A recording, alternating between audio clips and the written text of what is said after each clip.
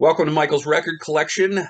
This week we're doing something a little bit different. We're going to talk about Journey's Escape album, but joining me this week is actually one of my Patreon supporters, the very first Patreon supporter of Michael's Record Collection, David Rowe. Dave and I know each other, have known each other for several years. We blog together, we podcast together elsewhere for sports, and Dave, thanks for being on this week's Michael's Record Collection. My pleasure. It's going to be a little odd talking about things that we don't usually talk about, but I'm looking forward to it. Yeah, so you were the first to show your belief in Michael's Record Collection and join Patreon supporters, and so thank you for that. Appreciate it. Of course, of course. So what that is, if you've been hiding under a rock, you maybe don't know what Patreon is. Basically, this is a way to support independent projects like podcasting, for example, and the podcast, Michael's Record Collection podcast, which is also a newsletter. It's also a video channel, but for all intents and purposes, I just call it a podcast most of the time. Anyway, there are several tiers of membership. You go to patreon.com/Michael's Record Collection. You can check them out. All of the different tiers have different benefits of being a member. For example, you'll know what artists are coming up, before everybody else. You'll be able to know in advance when things are happening, when interviews are taking place. Some tiers get to ask questions of the artists that we interview here. Some tiers get to actually be on the be on the podcast, be on the video with me and with the guest asking questions. And there's different things, different perks. We just had a listening party the other night with a few people in gathering, listening to Pink Floyd's Dark Side of the Moon. That was fun. That was fun. It was. I hadn't realized that it had been a while since I'd listened to the whole album through, and so it was nice to get back into one of mine. And I mentioned to you when we were doing it that Pink Floyd was my first concert when I was 15. So it was good revisiting. Yeah, that's a good way to ruin all future concerts. Yes. To start out with Pink Floyd. So, yeah, I leave it up to people. If they want to support the show, great. If they don't feel like the benefits are worthwhile, that's fine. But you can, for as little as $2 a month, you can support the independent podcast. All of this money basically ends up getting put back into the show, whether it's for, buying songs to, spruce up the podcast or, improve equipment. Got a nice ring light now that I didn't have when we started. Yeah, And you look a lot better than I do. so I'm actually lit. There's no glare from the laptop in my glasses anymore. That was the biggest problem early on. So go to patreon.com/Michael's Record Collection. Take a look. I think there's 6 tiers, and it's there's just some basic stuff for $2 a month, and there's some really really cool stuff for more. So there's something in every price range. If you have one less Starbucks coffee per month over the course of the month, you can get 2-3 months worth of the $2 tier. Exactly. So anyway, enough about that. Dave, thanks for being here. We're going to talk a little bit about Journey's Escape. But one quick note that I wanted to get to before we get to that, the last 2 shows, we've talked about Kevin Gilbert's Shaming of the True. We talked to John Payne of Asia, and it's amazing. But the last week, some of that stuff has sort of come together. First of all, I just received my copy of Shaming of the True on vinyl today, so I'm very excited to get to this. This is a 2 vinyl set. It comes pretty quick. I got this in a week. It ships from California. And so I would advise people to go to kevingilbert.com and get your vinyl, Shaming of the True now. I think they've already sold out of the 100 copies of the collector's edition. Don't think they've sold out quite yet of the rest of the first pressing. And they probably will repress this album at some point, but it's going to be bare bones packaging. You're not going to get the nice 6-panel gatefold kind of thing going. And so I'm excited about getting this on the turntable and playing it. So there was that. And then John Payne, of course, of Asia. going out on the road this summer to promote or to celebrate the 30th anniversary of the Aqua album, which was John's first album with the band, and also celebrating the band's first album, which was 40 years ago that came out in '82. And I got to see John on Saturday night at SeaWorld, and that was it was a great concert. It wasn't like the Aqua heavy and Asia heavy show that he's going to be putting on, but he did do several songs from the first album and did some Aqua, and it was a really great show. His band is phenomenal, and it was a cool little theater right on the lake, and the wind was whipping. John had to have his tech come and tie his hair back after the first song or two. And then after the show, his manager Lee was very kind and generous to invite me back to say hello to John after the show. So I got my Aqua CD booklet signed by John. Got a selfie, which is on the Michael's Record Collection Twitter feed if you go look at that. And if you think it's probably cool to have a couple beers with the band after the gig in the green room, well, you're right. It is pretty cool. Definitely jealous on that one. And also, thank you so much for reminding me that first album was 40 years ago. Yeah. None of us are getting any younger. So, so I invited Dave on this week to to say thank you for him being the first Patreon subscriber to Michael's Record Collection, and also because sometimes I just want to talk about really cool music. That's the whole point of Michael's Record Collection. It's like when you bought a record when you were a kid, and you had your friends come over and you listened to it together and you talked about it. It was great, and that's kind of the flavor, the vibe that I'm going for here. And I hope that that's coming through in the podcast and the videos, and to some extent the newsletter. Basically, this is just my love letter to music. And Journey's Escape is a classic album. Came out in 1981, the year before that first Asia album. So 41 years ago. It was released July 31st, 1981 on Columbia Records. And this was Journey's 7th studio album, and the first album with Jonathan Cain on keyboards, replacing Greg Raleigh, who left the band in 1980. They had a tour in Europe, and Greg told the band, I'm going to be done with the band after this tour. He bowed out. They had worked with the Babies as an opening act before, and Greg Raleigh actually suggested Jonathan Cain, which is pretty cool. Yeah, very cool. Go out and get your own replacement, right? Hey, that's how you would hope. I mean, it's usually much more drums and drama than that when it comes to artists, and especially when you're talking about rock bands. So the fact that he did that is actually really cool. Yeah. This album was produced by Mike Stone and Kevin Elson. Mike Stone's famous producer, has done a lot of stuff. Kevin Elson, I believe, was working sound for the Allman Brothers. And Mike Stone also engineered this album. It was recorded at Fantasy Studios in Berkeley, California. And this is the album we're talking about, the one that's behind you. This scarab bursting out of the I don't even know what that is. It's an egg, a globe, a planet. Could be anything. Something round, spherical. All I know is from my childhood that Journey had some of the greatest album covers that were absolutely mind-blowing, inexplicable, and yet cool as anything you'd ever seen.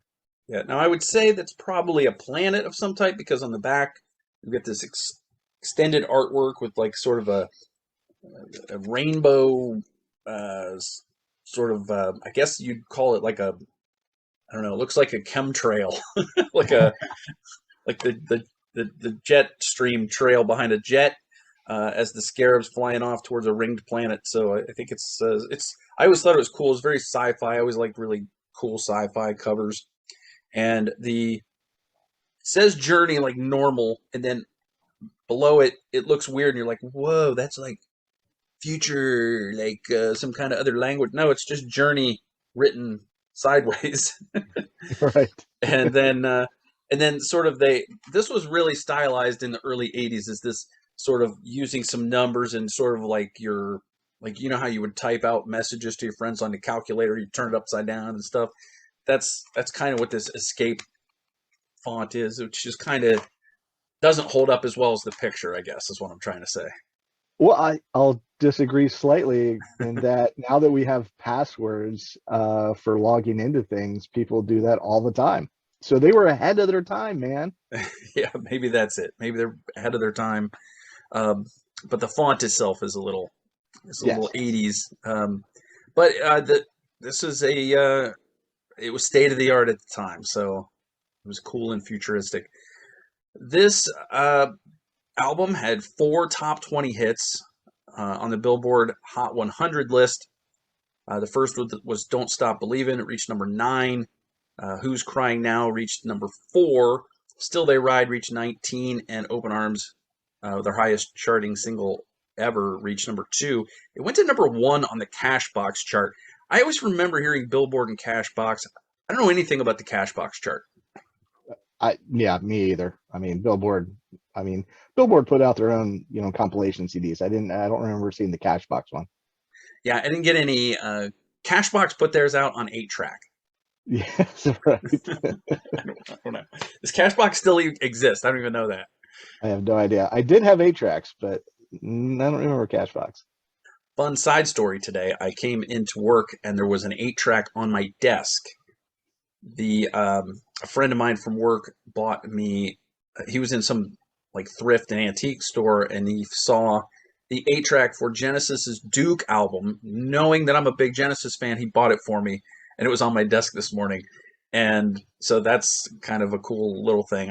I hope he didn't pay more than $1 for it, but very cool because Duke is my favorite Genesis album. Well, it's going to cost you a lot more because now you're going to have to go find an 8-track player. Yeah. Now I have it on CD. I have it on vinyl. I think I'm good.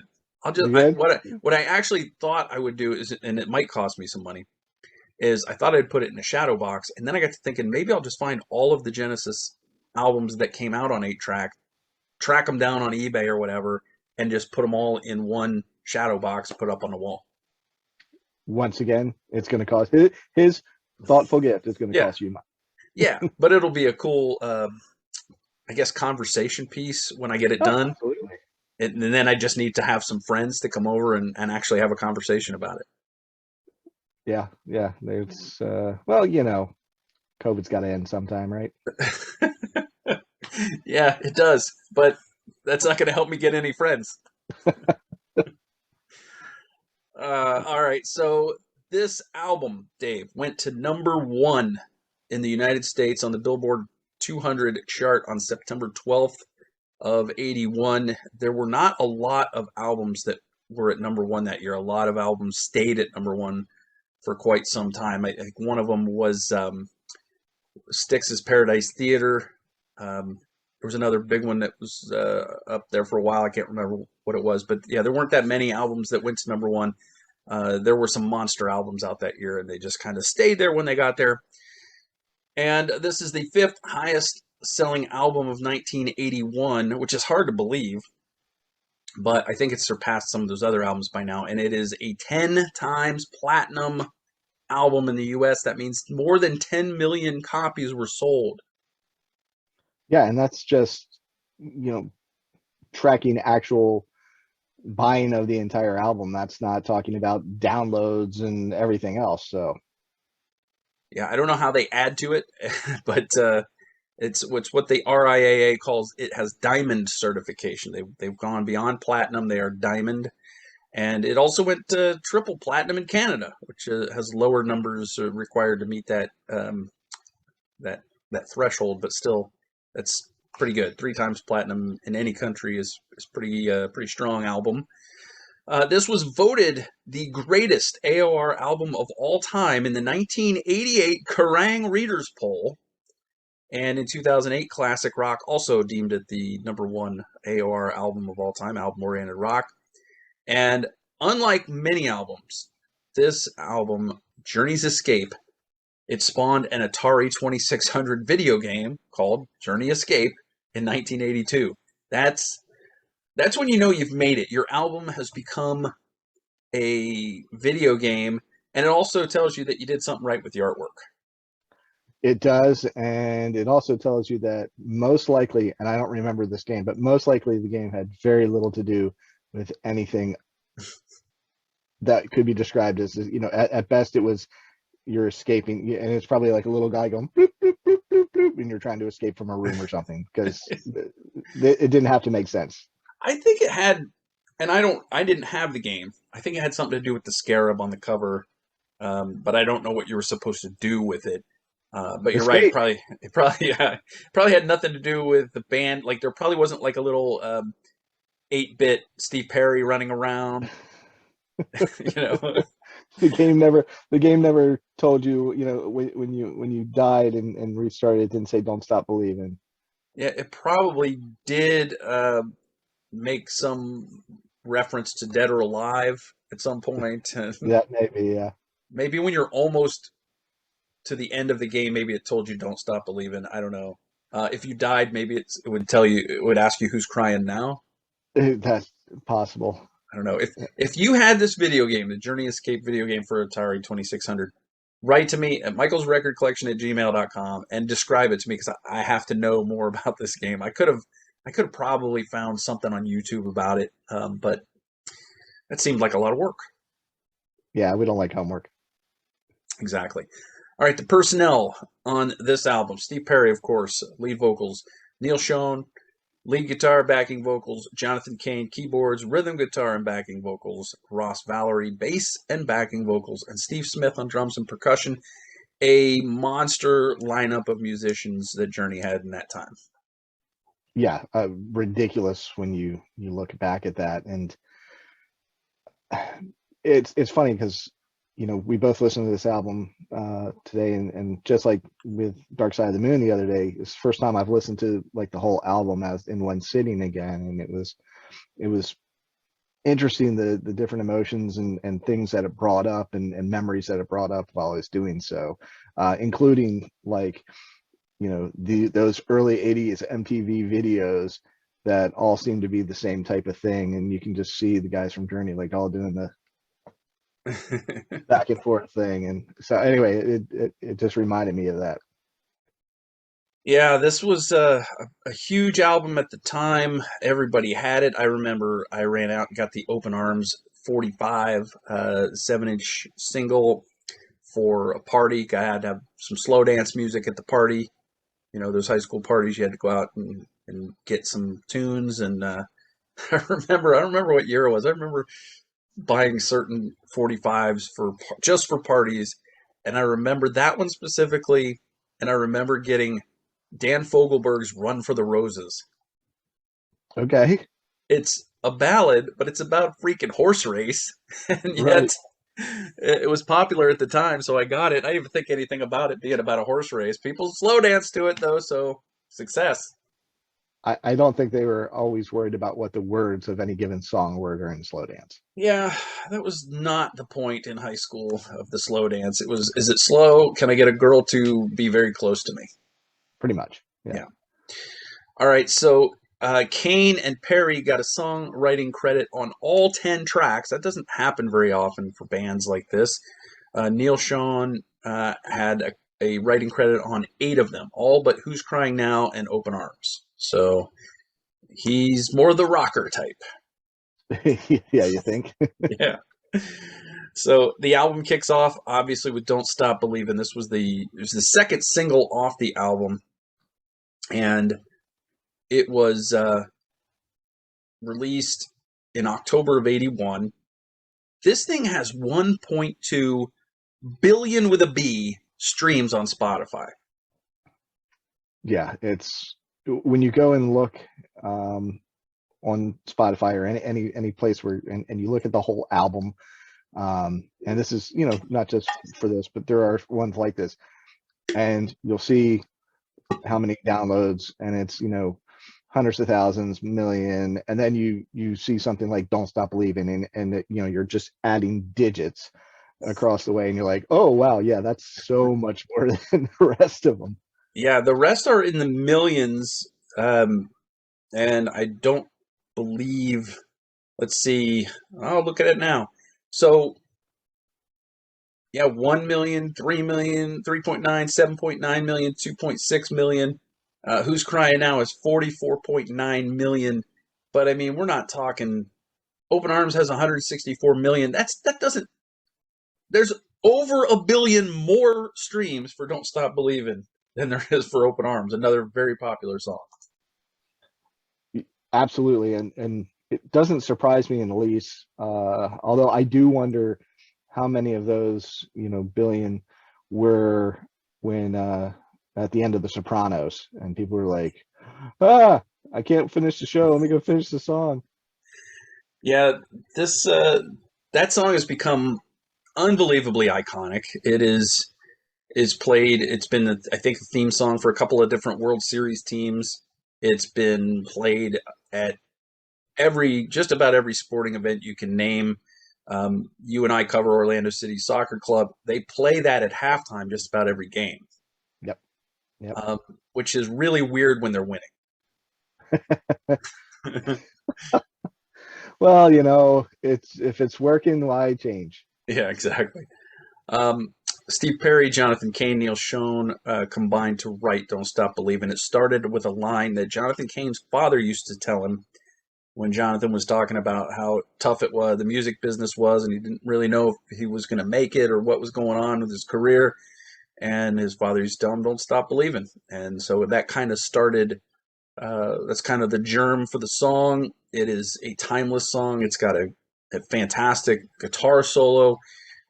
It was recorded musically in one take. That's that that blows me away. That's rare. I mean, I don't know how many times that's happened. I mean, I know of one other time with a different band where that happened, but man, that's when they're in the studio and they go through and they do that and they're like, "Yep, okay, got it." Yeah, nobody made a mistake. We're good. Nobody, We got it. you know, Just crazy. Steve Perry was not able to do his vocals that day. He had to do them next week. He had a cold, and he recorded them the next week. And reportedly, basically most of what you hear is one take from him. Also, he had to go back and clean up a few things, but basically one take. Rolling Stone magazine, which incidentally absolutely bashed this album when it came out. They named it one of their top 500 greatest songs of all time. Like I said, it's immediately identifiable when the intro starts. It's like that iconic opening keyboard riff, and yeah, Rolling Stone. You don't get to name it one of your 500 best songs when you bash the album when it comes out. well, I'm sure that it's somebody at Rolling Stone's like, I wouldn't hear that man. So that was that other guy. He's gone. We Yeah. fired him. I did read a couple of the reviews. I was gonna shame the writers, but they're probably not listening to this podcast. So And they're probably retired. I mean, they might even be in Florida like we are. There's some retirement home in Boca. yeah, exactly. The second track, "Stone in Love." This is a song that was built around that really nice Neil Schon guitar riff that I guess he invented at a party. It was released. That song was released as a single, it was the fifth single off the album, but only in the UK in October of '82. The vocals and the guitars on this song just sublime. It's worth listening to. Also, to just focus on Ross Valerie's bass lines. You got a really underrated bass line in this song. Yeah, like you were saying, the guitar in this, like as we're talking, like I can hear it in my head, Mm-hmm. and I'm like do do do do do do, and it's like you say, iconic. And I don't know. The other thing that when I was listening to it earlier was striking me was you do think of the vocals and the harmonies and things like that when it comes to Journey, and this one, when they get to the Stone in Love, and don't listen to me sing because I'm horrible, but when they all hit that together, that's I wouldn't say goosebumps, but it's really, really good. Yeah, no, I think you can say Goosebumps. I think that it's a great harmony, chorus. The third track, Who's Crying Now, was the first single, came out in July of '81. Steve Perry came up with the melody without the lyrics. He just kind of scattered the lyrics, or the vocal line into a tape recorder, brought it over to Jonathan Cain's house, and he said, "Yeah, I think you got something here. I like this." And then they started hashing it out. Steve needed a little bit of help with the lyrics, so Jonathan Cain, very good songwriter, helped out with the lyrics. This is a song that has, again, just it's actually Steve Smith only drums in the choruses and near the end, so that's an interesting factor for the song. But Who's Crying Now is this kind of mid-tempo thing, and it was the first single. I mean, there's rarely any mid-tempo singles. No, and like you said, so it's not even like it's going to be a slow dance song, but it's nothing hitting the heavier rock beats. Um, Good song, but just odd, like you say. A 5-minute mid-tempo single. I guess only Journey could get away with that. I mean, it went to number 4. I mean, that's pretty good. Yeah, they're like, hey, we're Journey. This is what we want to do. So, uh, amazing outro guitar solo by Neil Schon in this song. The beautiful, you got the beautiful piano and bass intro.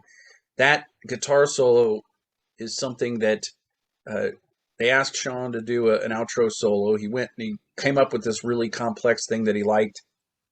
Nobody else in the band thought it was right for the song, and so he went and did, like, in his words, he said, like, the silliest thing he could think of, and simplest and silly, the silly simple thing that he could come up with, and everybody loved it. And now it's this iconic song, and it's one of the most ripped off solos. Parts of that solo are ripped off more than most songs you'll hear. I mean, if you listen to a lot of music, you'll hear little bits and pieces of that outro solo from Who's Crying Now. And Sean was like, "Oh, I guess that's the secret to unlocking me, is I just got to keep it simple." Well, like you say, sometimes those things come together in weird ways. That's a lot. There's tons of stories in rock history and history just in general where it's you know simple stupid things or goofy things, and I mean, we've got there's a song by the Beatles called Octopus Garden, for goodness sake. So it's a good illustration of that, and so is that riff. Yeah, fantastic. And it even sounds like the guitar is crying at the end of the song "Who's Crying Now." So it's just really amazing, an amazing song.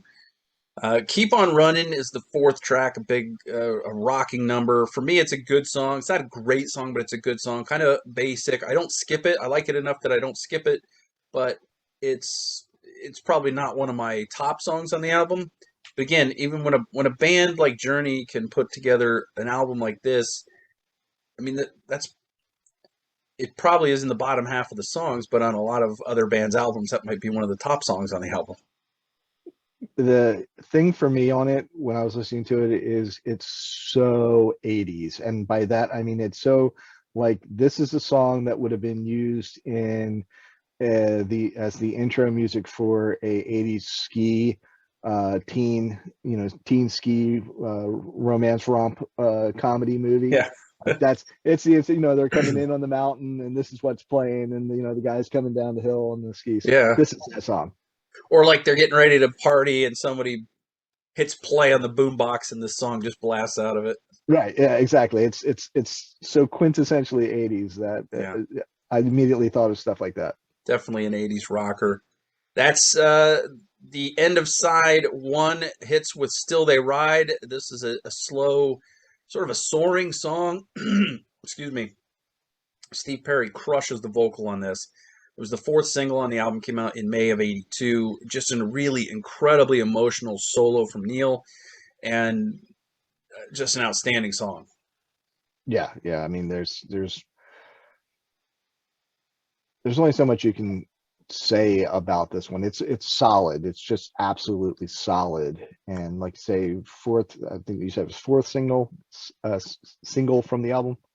Yeah, and this one only, I mean, it was a top 20. It made it to only 19, Right. but for me, I think it should have been higher. I think it's just the way that, if you go back and just pay attention to only the way that Steve Perry sings it, and Yeah. then you come out of that second verse and that second chorus when he cuts off the chorus, because the first time he says, still they ride on wheels of fire, they rule the night. He says it twice the first time. The second time he says it once, kind of clips the end of it, and then Sean's guitar solo kicks in, and just that moment is really, talk about a goosebump moment on an album. That is one.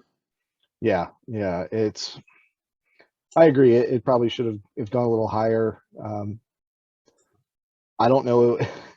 It's, trying to remember back to 1981. I mean, I was live and all that, but what was going on elsewhere on the charts, and who was listening to what, God knows. But yeah, no, that's a heck of a way to end side one. Incredible. And just as good as side one ends, side two begins with the title track, Escape. This is a rocking yet melodic song. It's got some depth to it. Perry sings the crap out of it. It would be the best song on a lot of albums. Oh, easily, easily. Yeah, and it's funny, a lot of times, my sons have this thing where, if when you hear the name of whatever it is, they're like, okay, that's it, I'm done. Like when they mention the name of the movie in the movie, it's like, oh nope, stop the movie. And you don't want to do that with this, because this is too good of a song. Yeah, So yeah, great title track. And again, I just, Mike Stone just got such great performance out of Perry vocally on this album. It to me, and there's a lot of great vocals from Steve Perry through the years. For me, yeah. this album is the pinnacle of what Steve Perry did with his voice in his career. This is it, and as great as the Frontiers album is, some of the stuff that came before this album, for me, he really got the best out of himself on this album. Well, and at the very least, from a top to bottom standpoint on the album, Mm-hmm. everything hits Yeah. with his vocals on this one. The second track is "Lay It Down." Perry hitting some notes here that I'm pretty sure makes dogs' ears bleed. Just, I don't know how he gets up that high. I'm pretty sure he can't do it today, but holy cow. Well, I don't know how many people could do it when he could do it. Yeah. I mean, let alone today. So it's that's one of the problems with Journey and listening to Journey is you can't karaoke Journey. Yeah. You're never gonna do, Not well. not well anyway. Yeah. Some of the notes he hits, I don't even know what made him think to go there. Like, it's just mind-boggling that he even tried to hit some of those notes, because he's just adding like a flourish on the end of a line, and he's just hitting some just incredibly high notes and lay it down. Track three is "Dead or Alive," sort of a grungy, punky song for its time, Mhm. with almost some ragtimey piano going on throughout it in the background. Yeah, definitely interesting. I don't I don't like it as much as some of the other stuff on the album, but it is interesting. I mean, I still like, there isn't a song on the album that I don't like. I mean, I Mm-hmm. like all of them. But we're going to be talking about which ones we like best. This is not the one I like best. Spoiler. Um, but Ruined the whole show. ruin time. All right, that's it. I'm taking the headphones off. But yeah, no, I hadn't thought about the using the term grungy, but you're right. Yeah, and I don't mean that in a term like a Nirvana type grunge or a Soundgarden. It's just sort of a dirty, like, Right. it's got that sort of it's got just a kind of a grungy vibe to it, and the piano part, I wouldn't have thought to put that type of a piano part in that in with the riff, the main riff, but it works really well. And not a bad song, but we will get to our song rankings on this album before we are done today. So, Escape, I think it's okay to say that from the song Escape. The next two songs are probably a little bit of a letdown comparatively with the rest of the album, but then just two really emotional songs end this thing. And Hmm. that starts with Mother Father, a song about, a broken family, a very emotional song. The lead and harmony vocals are phenomenal. The it starts out this classical sounding keyboard and guitar part. The instrumental bridge in this song is amazing with Neil and Jonathan Cain playing together. And I keep saying this, but one of Perry's best vocal performances in Journey on this song, Mother Father. Yeah. So this one, personal thing. My parents got divorced in '79 when I was 8 years old, and this only came out, not too much longer after that. I'm 10 years old, or had I just turned 11? I think I just turned 11. But so I'm at a time in my life where divorced parents and, heading into middle school and all of the things that go along with that. And so this song brings, not in a bad way, but it just brings up that part of childhood for me. Yeah. So this is just a song that I always have trouble singing along to, not just because he hits some notes that I can't hit, but also because it's just really emotional. It's hard to sing those words without getting a little bit choked up. So it's a Yeah. really emotional song. It's one of the best songs on the album for me, and of course we'll get to our rankings momentarily.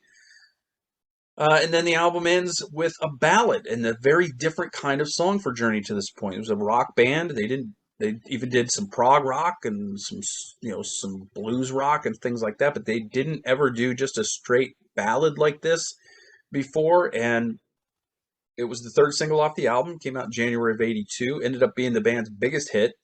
It stayed at number 2 for 6 weeks. It appeared on the heavy metal movie soundtrack, famously. VH1 named it the greatest power ballad of all time.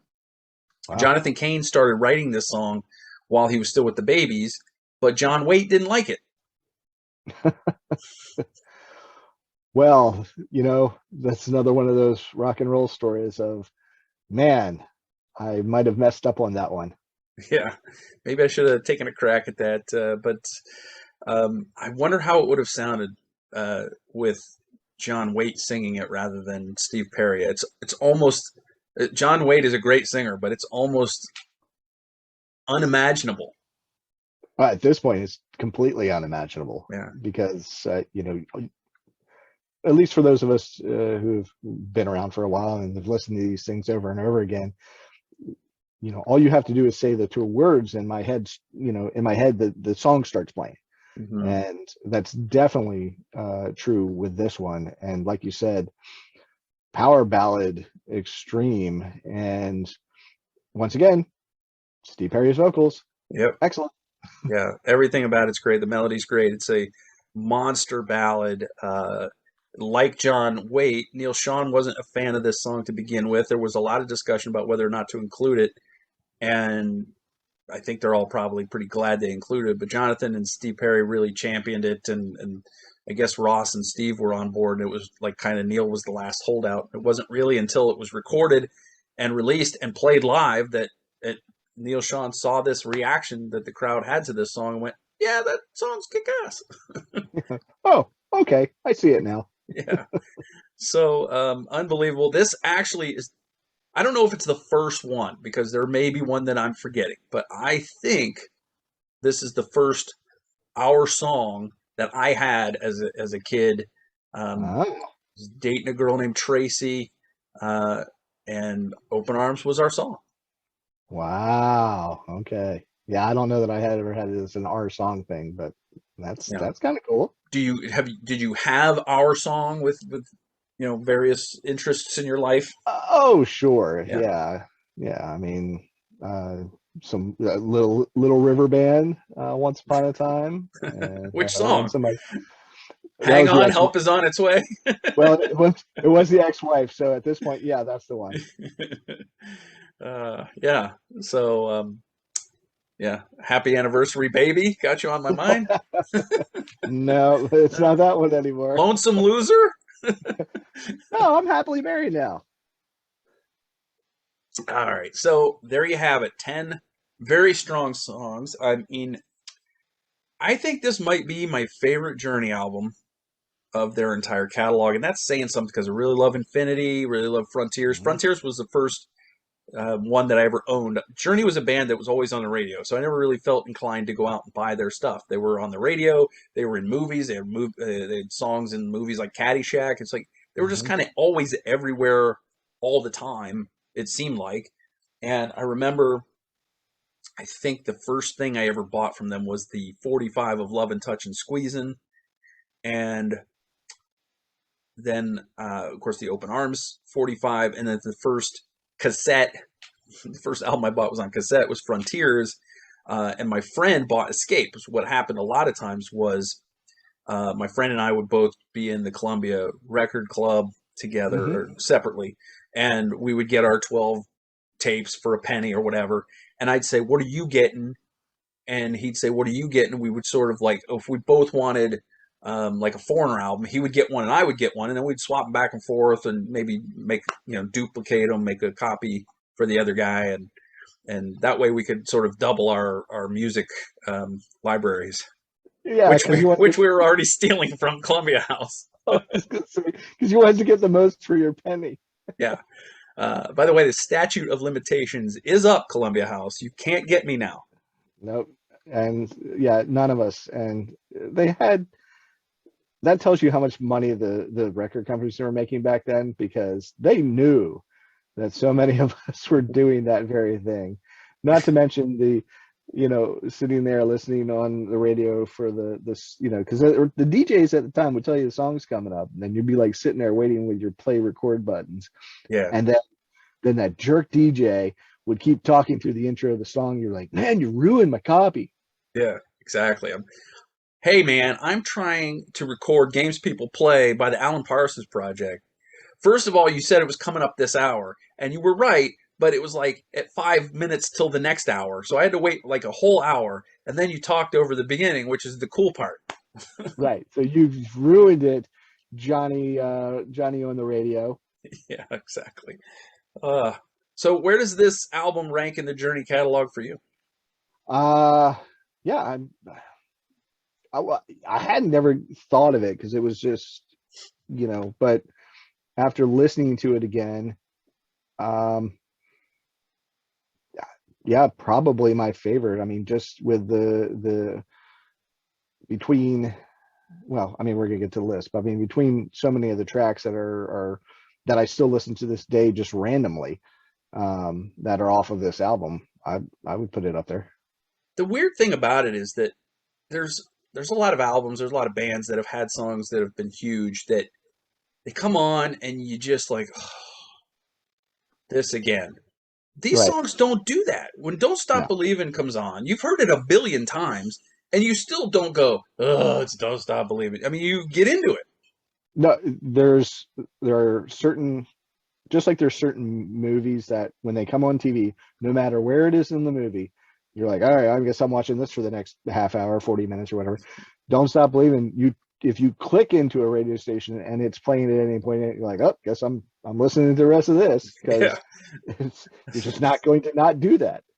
I'm late for work and I'm in the parking lot, and I'm sitting here for the next 3 minutes. Yep. Sorry, boss. Yeah. And you know what? Depending on who the boss is, if you walked in and you went, had to stop, I had to finish listening and Don't Stop Believing, he would have been like, all right, no worries. Yeah. If you have a cool boss. If you have a cool boss. You have a cool boss. All right. So let's get to our song rankings on this album. This is something we haven't done on the show before, but we're going to take the 10 songs on this album. We're going to go 10 to 1. We're going to count them down, and I'm going to let you go first. What is your number 10 track? I'm interested to see how we sort of align here because I've known you a while. We sort of have a lot of the same taste and a lot of the same opinions, so I'll be interested to see where we differ on this. But number 10 for you, Dave. All right, number 10 for me is Lay It Down. Okay, your 10 is Lay It Down. I'm typing it out because I Ooh, need to make sure that I can compare these. Mine is "Keep on Running." Okay. All right. Keep on running. Again, not a skipper, not a song I don't like, but something has to be last, just like something has to be first. Okay. All right. I Um, like it. Number 9, All right. Number 9 for me is Dead or Alive. Samesies. All right. We have a tie, or I guess not a tie. It's just a we're in Similarity. agreement. We're in agreement Yes. on that one. There you go. Dave, number 8 on the album. Your eighth favorite song on the Escape album. It's Who's Crying Now? Wow, deep. You're Yeah, burying it deep. I am. Okay, yeah, we differ on that one. Not by a ton, I will Right. say that. But my number 8 is "Lay It Down." Okay. So we got you've got "Lay It Down" as your 10, and "Dead or Alive" and "Who's Crying Now." I've got "Keep on Running," "Dead or Alive," and "Lay It Down." Now we get to track 7. Your seventh favorite on the album is Keep on running. "Keep on Running." Okay. And I'm going to be honest, I think it probably moved up a little bit today in listening to it just because of the joy it gave me in thinking of the stupid 80s movies. Yeah, I tell you, just preparing for this, "Lay It Down" probably climbed a couple spots for me. Yeah. Um, so there's your 7. My 7 is "Who's Crying Now." So I think we got the same 4 songs in the bottom. Yes. Yeah. That's crazy. All right, that takes us to 6. So All this would right. be the last of the bottom half of the album. So for me, 6 is going to be Escape. "Escape." All right, the rocker. All right, my 6. Sorry, Tracy Johnson. I don't know actually what her last name is now. "Open Arms" is my 6. I love the song, love it, absolutely love it. But again, you have to put them in order. You have Yep. to something has to rise. And when you've got 10 songs and 6 of them are 5-star songs, you still have to put them in order. You still have to rank them. So that's the tough part of ranking. So 6 is "Open Arms" for me. That takes us to the top half. What's the bottom song in your top half of the album? Open Arms. "Open Arms." See, look at that. We are very similar, I think. I'm not convinced that Michael Keaton didn't. We're not offshoots of Michael Keaton. Yeah, that was duplicit. Yeah, yeah. So my number 5 is "Escape." Yeah. So we flip flopped again, which brings us to the top 4, the cream of the crop. Number 4 for you, Dave. Still They Ride. "Still They Ride." All right, and my number 4 is, and I hated to put it this low because it seems low, but again, I love the song to bits. It's "Don't Stop Believing." Wow. Okay. That brings us to our top 3. We're now on the podium. Who's that third spot on the podium for you? Stone in Love. "Stone in Love." Okay, so I see where this is going for you. And my number 3 is "Mother Father." Okay. So that brings us to your runner-up. What is your second favorite song on Escape? Mother Father. Of course it is. Of course it is. And my number 2 is "Still They Ride." All right. Just can't get enough of that. The way Steve sings that song, Yeah. and that means your number 1 is "Don't Stop Believing." It is. And I make no apologies for that because there's a reason that there's over 1 billion downloads of this song, and that it's because it is, when we were talking about it earlier, it's that one that when it comes on, I don't care if I'm catching the last 10 seconds or if I'm, choosing it when I'm playing my own stuff.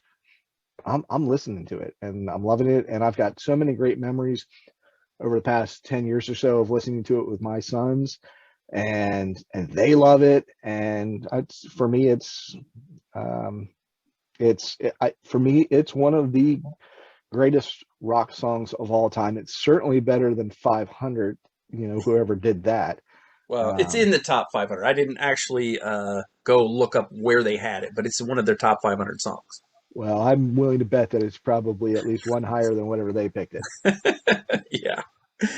So don't. The cool thing here is that they like the idea of a city boy coming out of Detroit. They tried east, west, and north. They didn't like the way that those words sounded, so they went with South Detroit. There really isn't a South Detroit. Yeah, well, sometimes you have to little poetic license for the art. Tell me, there's not a single person that doesn't sing that line at a Journey concert, Oh, and there's not nobody's thinking, oh, there is no South Detroit. They're just singing along. even the people in Detroit are singing Yeah, along. they're going. You know what, Journey? We're gonna make a South Detroit just for you. Yeah, it's like one square block, but it's yours. Yeah, it's for you. Of course, my number one is "Stone in Love," just a phenomenal song. I've always been a deeper cut guy, though, so like it's not surprising that for me some of the hits are kind of drifted to the middle. But Even again, so, like we're I not would that far say, apart. I think out of these 10 songs, I would give 5 stars to 7 of them, Yeah, easily. and then the other ones are 4 star. I mean, this is a this is a really creme de la creme album, and so I mean, on any given day, my order might be slightly different, slightly varied, but yeah, Stone in Love's a song that I really just I hear that, and I'm just like, okay, you got me, Neil. I'm yours for the next few minutes. Please be gentle. I No, Neil, it's never gentle. That's the thing about it. He is the one in that band that is never gentle. That's the That's entire point of him in that right. band. Just an unbelievable record from start to finish, and deserving of its many, many accolades. And of course, launching this band into being stadium material, stadium headliner uh, band material. They're still even rocking it nowadays. They're still filling arenas and charging not what the Eagles are charging, but they're still charging a lot of money to go see them. Well, you know what? They put the time in, and all their, not all, a lot of the fan base is older and has more disposable income than they did 40 years ago. So, Mm. you know, and inflation, I guess. I don't know. I don't know why I'm trying to help multimillionaires justify their money. I have the same amount of disposable income now as I had in 1981. Sadly. You have a lot more bills now than then. Yes, Yeah, yes, that that's is for probably where sure. that went. Yeah. So, Journey Escape. I mean, I think we've said all that we can really say about it. It's an iconic album. It is a an 80s album that of its time it was huge at the time, and it's only just grown in stature in the years since then. I mean, like I said, if you go back and you look up uh, Don't Stop Believing, barely reaching the top 10, and now it's got more than 1.2 billion streams, and streams haven't been around that long, so No. to get that many streams is amazing. The fact that they play it at all these sporting events, that teams adopt it, that politicians adopt it, anybody that is trying to pump people up basically adopt Don't Stop Believing as some sort of anthem for them, and it's just struck a chord with so many people. That song has just become part of who we are as a species at this point. Yeah, it is that big. It's that big of a song that you don't have to be in an English speaking country to know that, or even to know the words. And it hits everywhere. You don't even have to hear all the instruments to know what song it is. You hear the bass going, doo, doo, doo, doo, doo, doo, doo, Yeah, doo. You know what song that is. yeah. That's one of those. There's that show before Even Us. I can name that tune. Uh, Name you know, that tune. name that tune. I can name Yeah, that tune in one note. Oh, name that tune. prob- probably actually. Yeah, Yeah. if it's the keyboard, just Jonathan Cain hits that first note, and you're like, that's Don't Stop Believing, Journey, Yep. Escape. Got Columbia Records, 1981. Give me all the extra points. it. Exactly. It's been fun talking about this with you. I've been having a good time listening to it. I want to do more of this style of show in the future. I'm going to, of course, the newsletter.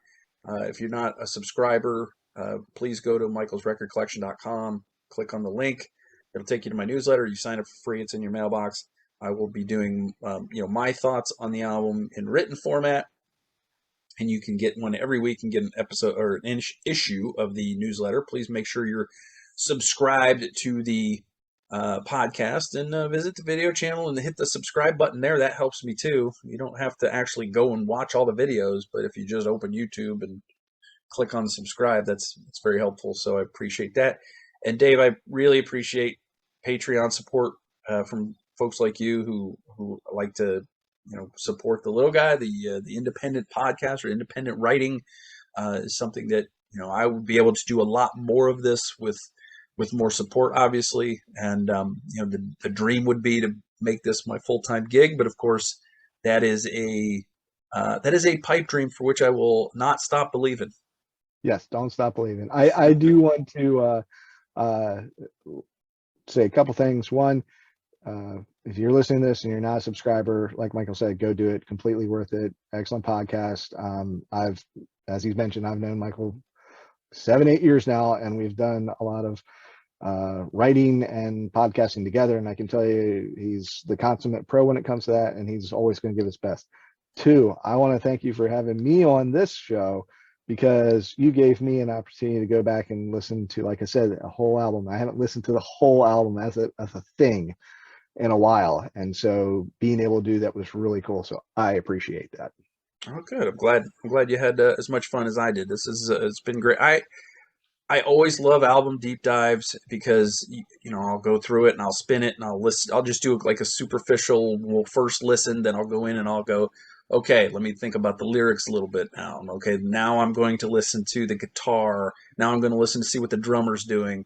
Mm-hmm. And the thing is, with a group of musicians as good as these five, every time you concentrate on something different, you hear the song it just grows in your estimation. Like okay, now I'm just going to listen to Ross doing bass.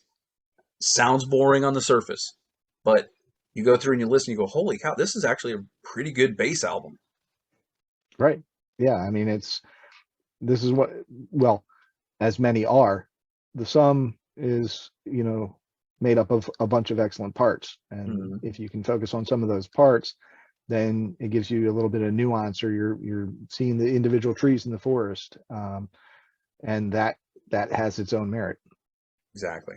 All right. If you want to tell me your song rankings from Journey's Escape, you can write to me at michaelsrecordcollection@gmail.com. Would be happy to hear what you have to say.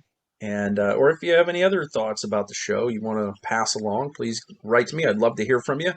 Of course, you can follow me at Mike's Records on Twitter, because they won't let me have enough characters to put at Michael's Record Collection. So it's just at Mike's Records. And then it's Michael's Record Collection on Facebook, YouTube, and Instagram. I don't have a TikTok, sadly.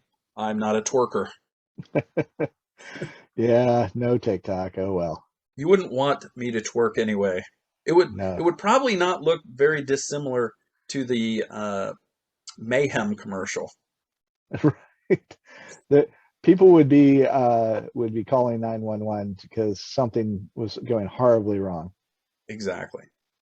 Dave, thank you so much for being with me. Thanks for your time. I know you don't have that much of it because you're like me and you're busy. So I appreciate you being here to talk about Journey Escape. Absolutely. Thank you for having me.